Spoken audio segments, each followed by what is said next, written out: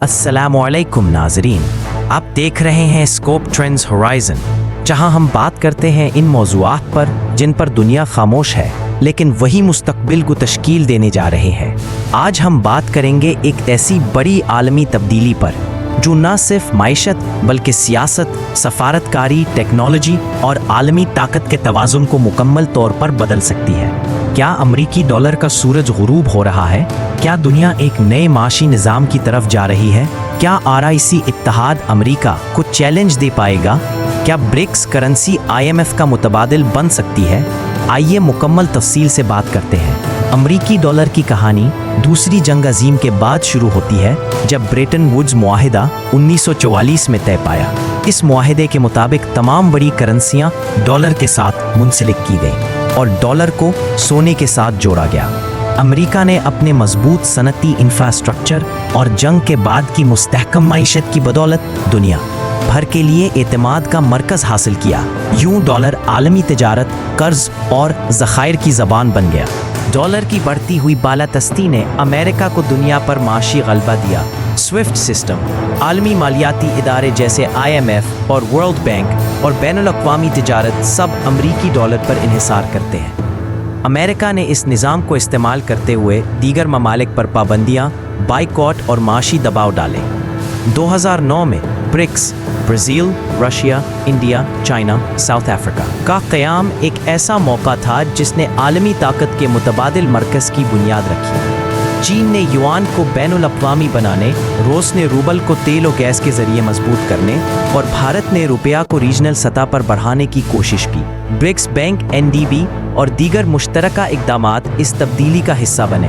RIC यानी Russia, India, China इत्तेहाद दरअसल BRICS का भी इब्तिदाई खाका था। इसका मकसद 3 बड़े एशियाई ममालिक को करीब लाना था ताकि मगरिब के यकतरफा फैसलों से बचा जा सके। मगर चीन भारत सरहदी कशीदगी, गलवान वादी का वाक़या और अमेरिका की भारत को लाबिंग ने इस इत्तेहाद को कमज़ोर कर दिया। अब 2025 में ये मंजर दोबारा ज़िंदा हो रहा है। रूस की कोशिश है कि RIC दोबारा फ़ाल हो और फ़ौजी या मुआशी इत्तेहाद की तरफ बढ़े।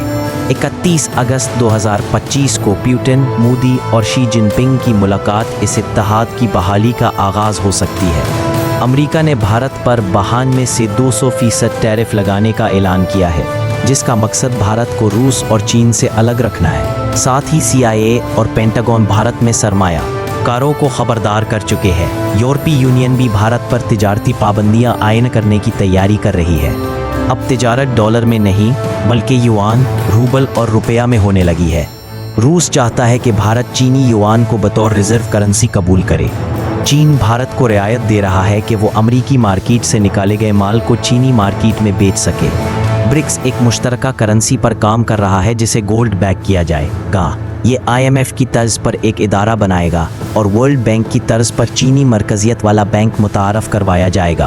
भारत, रूस और चीन की स्टॉक मार्केट्स गिरावट का शिकार हो रही है। सरमायाकार परेशान है। सरमाया भारत से बाहर निकल रहा है।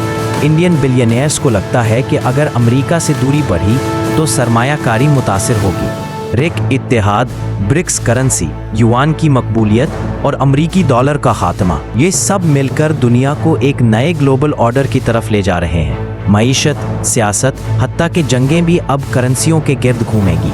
पाकिस्तान अगर चीनी युआन को अपनाता है तो अमरीकी पाबंदियों का शिकार हो सकता है, मगर चीनी मार्केट तक रसाई हासिल हो सकती है।